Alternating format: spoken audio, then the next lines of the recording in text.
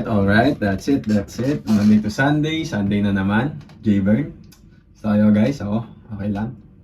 Ganun pa rin guys, work, aral. Workout. Ganun pa rin, paulit-ulit lang yung routine natin dito. Malapit na tayong umuwi. Hindi pa natin sigurado, pero hindi ko alam. Gusto ko nang umuwi, sana makaabot ako ng Pasko. Tingnan natin guys kung anong mangyayari. Pero hopefully makauwi na tayo next week. Okay, let's get back to it. Ano nga ba ang topic natin for this week? Ang topic natin for this week ay options.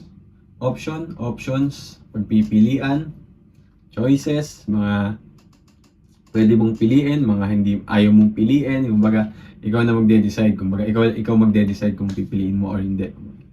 Options, pagpipilian, mga pwede mong piliin. So, ganun pa rin, ang topic natin is iikot lang sa life, career, business, finance, and relationship or connections. So, ayun. Ang best option natin, syempre, magsisimula sa sarili natin, guys.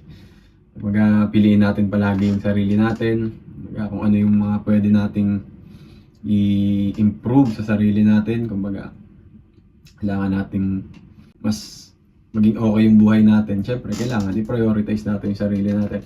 Ang first option natin hanggat maaari tayo. I-improve natin yung health natin, i-improve natin yung finance natin, i-improve natin yung life natin, career, business, kung may business, kung nag-aaral ka, education. Tapos, yun. Yung mga ibang bagay, mga outside, yung mga connections or mga relationship, kahit mga ano na yun, secondary na lang yun. Pero yung primary natin, yung sarili natin. Prioritize natin yung sarili natin kasi ang mas magandang, pinakamagandang option is yung sarili mo. Kung papipiliin ka, syempre piliin mo yung sarili mo. Tapos kapag katapos mo piliin yung sarili mo, ibang tao naman. Ibang bagay naman. Kasi lahat naman nagsisimula sa sarili mo. So, ayun. So, kapag i-build mo yung sarili mo, syempre, hanggat maaari, mag-attain ka ng skills, experience, knowledge, education. Diyan nagsisimula lahat Kapag marami kang experience, marami ka ng skills, marami ka ng knowledge. Kumbaga diyan din lalawak yung yung options mo. Parang gaganon bigla yung vision mo. Dami pala akong pwedeng gawin, madami pala akong pwedeng maabot, madami pala akong pwedeng magawa, madami pala akong pwedeng pagkakitaan. So hanggat maaari, habang bata pa tayo guys, damihan natin yung experience natin. Kung meron ka nakikitang isang bagay na interesting, na skill, na tingin mo kaya mong gawin, pag-aralan mo siya para pagdating ng panahon, hindi kayong walang alam ba? Meron kang, kahit hindi ka sobrang galing ba, at least may idea ka lang kung paano ba nagana yun. Sa oras na nagkaroon ka ng idea kung paano gawin yun or nagawa mo yun kahit paano, magiging parte na rin siya ng experience mo para magiging option mo na rin siya kung kaya kong gawin to. Tulad ng sa construction, pag pipintura ng maayos, o kaya pag mamason, pag mga example lang to kunyari alam mo na kung paano yung mga skilled na, 'di ba, sa construction, may mga skilled kung tinatawag, yung mga nagpapalitada. Alam ko skilled din 'yan yung mga nagpapalitada. Tapos ano pa ba? Yung mga nagmamason, mga foreman, yan mga kumbaga. Yung foreman parang medyo yun parang yun yung parang bisor-bisor yun. Pero yung mga skilled yun yung ibig ko sabihin, yung mga skilled sa construction. Kumbaga, siyempre, pag may idea ka na, tapos interesado ka pa, mas maano mo siya mas magiging, gugustuhin mo siyang malaman lalo. Tapos kapag alam mo na, magiging option mo na siya. Magaling ka magpalitada, magaling ka magpintura, o skilled ka nun.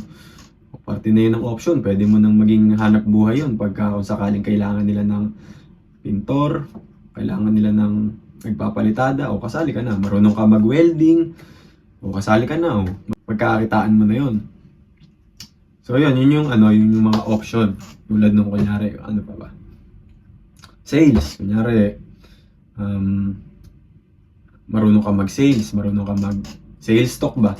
Marunong kang ibenta yung isang produkto, alam mo kung paano i-approach yung mga tao, alam mo yung paano mo sila ibebentahan, yung bentang hindi palugi, yung dapat may kita kayo parehas, hindi man ganun kalaki.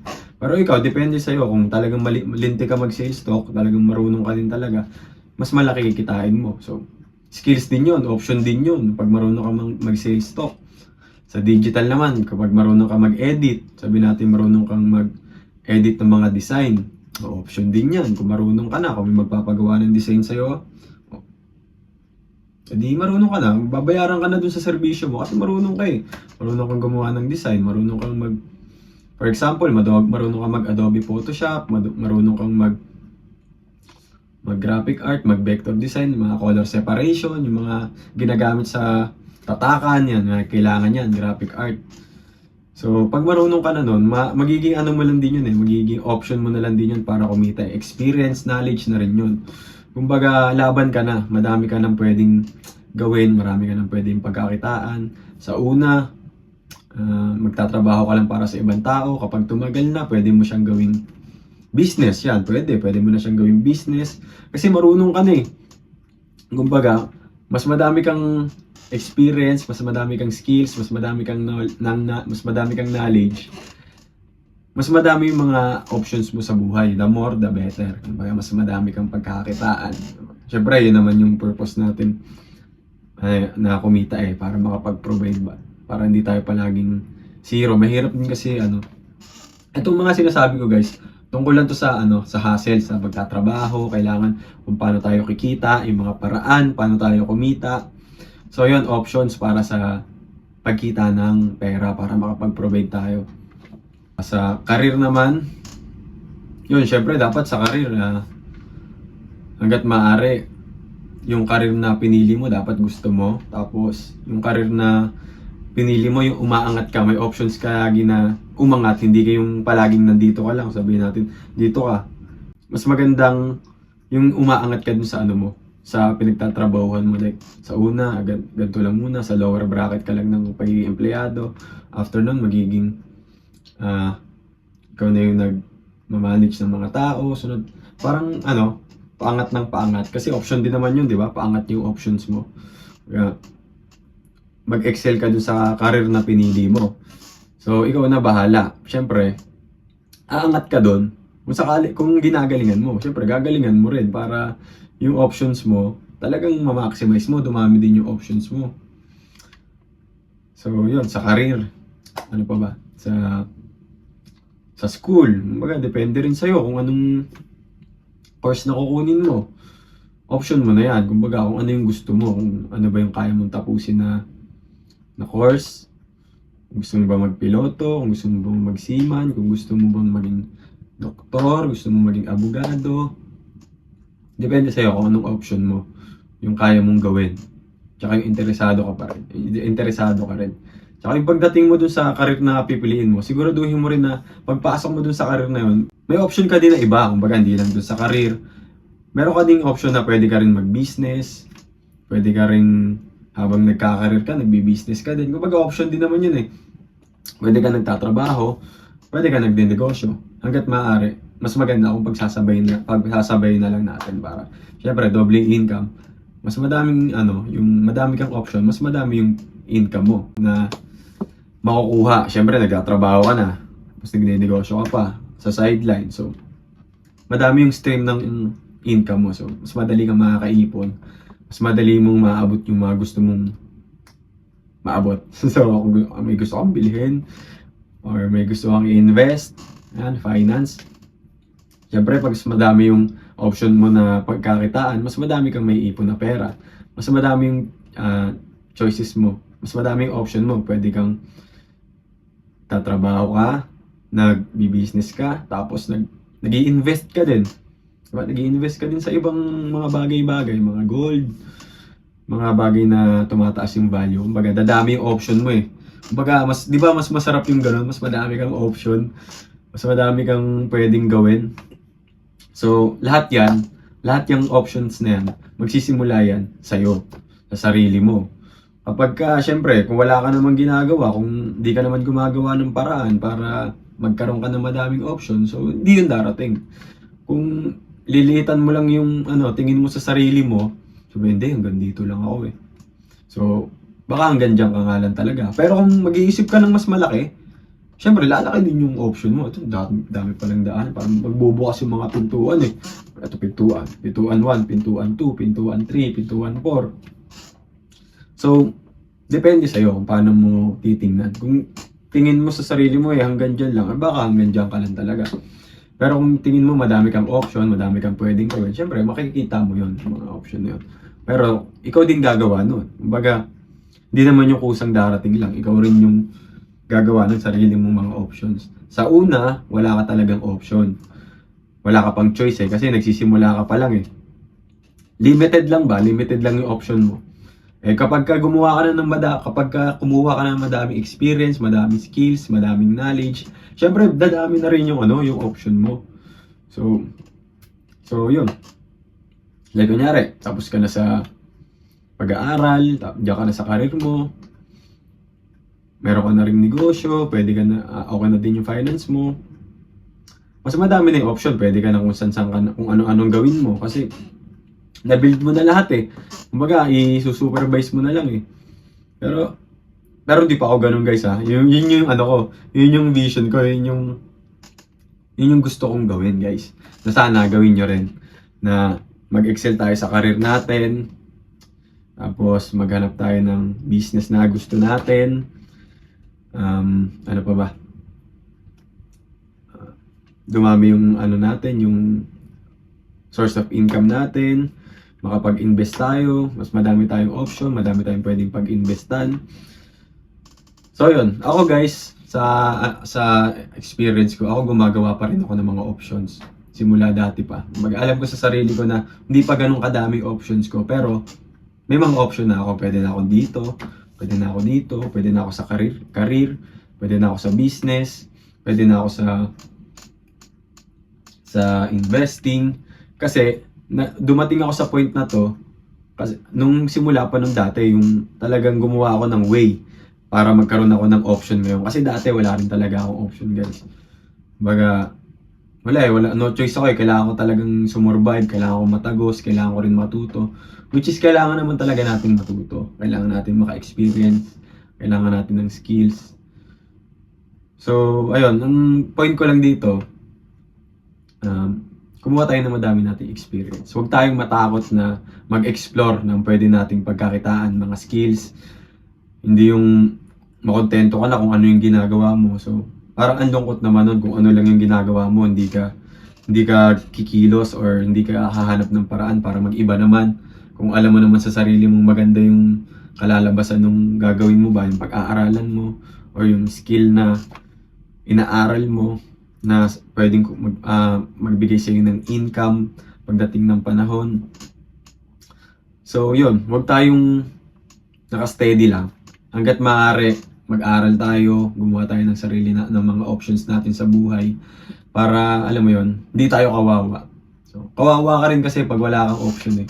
Isipin mo, tatanda ka tapos wala kang option. Kumbaga kung ano lang, kapag kunyari itong bagay na to tinanggal sa'yo, maging wala na. Wala, ano nang gagawin ko? Tinanggal na. So, di ba parang kawawa? Di ba parang pangit nun. Pangit na, wala kang option. So, yun. Hanggat maaari, mas madaming option, mas maganda. Para mas madami tayong gawin. Mas madami tayong pagkakitaan. Pero hindi naman yung sobrang dami mong alam. Tapos, di mo naman mapagkakitaan yung iba. Tapos, pampagulo lang ba? Siyempre, ang option na kukunin mo, yung may kabuluhan din. Tingin mong kaya mo, kaya mong pag-aralan ba? Yung kaya mo siyang i-maintain, kaya mong mag-excel. So, ayun. Sana nagigets niyo yung ibig kong sabihin. Yung baga, ang point ko lang magkaroon tayo ng madaming option para pagdating sa huli, hindi tayo kawawa. Hindi lang tayo nakastick sa isa na pagkakakitaan natin. So, ayun. Sa life na yon, sa career, business, tsaka finance. So, hanggat maaari, dapat mas madami tayong option para mas madami yung makapag-provide tayo para sa pamilya natin. So, yun. Yun lang sa option natin doon. Sa hustle yan, kumbaga, hanggat maaari, mas madami tayong pagkakitaan, madami tayong mga hustle, madami tayong mga bagay na pwedeng pagkakitaan. So, sa relationship naman, o kaya sa mga connection, kung ang option, kunyari, hindi mo siya gusto, hindi mo siya gusto. Ganun lang naman yun eh. Kumbaga, kung hindi mo gusto tong tao na to, baka hindi talaga. Huwag na natin pilitin. Kumbaga, hindi mo siya trip eh. Hindi kayo parehas ng shit, hindi kayo parehas ng value. Madami pa namang iba dyan. Madami pa naman tayong makikilalang connect dyan eh. Madami pa naman tayong makikilalang kaibigan, kakilala, mga kasama sa hustle, mga katrabaho. So, yun. Ang option naman natin kung gusto natin, edi gusto. Kung hindi, edi hindi. Kung no choice ka, paano kung no choice ka, katrabaho mo? Edi ang option mo na lang, kung paano mo siya papakisamahan professionally. Kumbaga, piliin mo na lang na pakisamahan siya professionally. Tapos pagkatapos doon, tapos mo kausapin ng magiging professional, edi bounce ka na. Ang option mo, edi huwag mo na siyang kausapin. Hindi mo naman siya trip eh. Huwag ka na masyado makisocialize. So, depende pa rin sa'yo kung anong option kung paano mo kung gusto mo bang pakisamahan pa yon. Kung ayaw mo, edi wag. Kung gusto mo pa pakisamahan, i-try mo pang i-build, nasa iyo din. Depende sa'yo kung anong gusto mo. Kumbaga, nasa iyo na yan. Ikaw na magde-decide. Tsaka masarap din kasi yung balik tayo sa finance. Masarap din kasi kapag ikaw yung nagde-decide. Siyempre, pag madami ka ng financially stable ka na, medyo may ipon ka na. Usually, ikaw na medyo malakas-lakas ka na mag-decide niyan eh. Mga bagay na ikaw na yung magde-decide, syempre. Lalo na pag kailangan ng pera. Ikaw na yung ikaw na yung magka-call ng shots. Ikaw na yung, sige, gawin na yan. O sige, ipatayo na yan. O sige, mag-invest tayo dyan. O sige, gawin na natin yan. Bilhin na natin yan. So, yun. So, yun nga. Para makapag-provide tayo, mas madaming finance, mas okay. Para sa pamilya natin, para din sa sarili natin, para hindi tayo kawawa, guys. So, yun. Sana wag tayo mapunta dun sa lugar na wala tayong option. Sa huli, pag madami ka ng na-acquire na experience, knowledge, madami ka ng skills, financially stable ka na, ikaw na rin talaga yung mamimili. Kumbaga, kung gusto mo itong kasama, gusto mo itong EAKX na to, edi okay. Kung hindi, edi hindi. Ganun lang yun eh. Kumbaga, kung ayaw mo sa kanya, edi bounce kayo parehas. Kung hindi kayo click, edi bounce na. Ganun lang naman yun eh. Pero kung magki-click kayo, syempre, bibigay mo yung attention natin. Bibigay natin yung attention natin doon, guys. Ang bibigyan natin ng attention, yung mga best option. Kung sabihin natin sa pagkakitaan, best option sa pagkakitaan, best option sa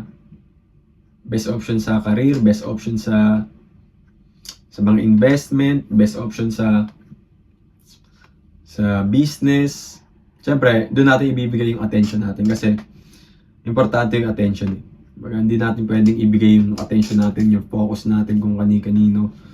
So, maganda, mas madami tayong option. Kapag nakapili na tayo doon sa options natin, yun yung bibigyan natin na attention. Mas maganda yung madami kang option para hindi ka rin nauubusan ba.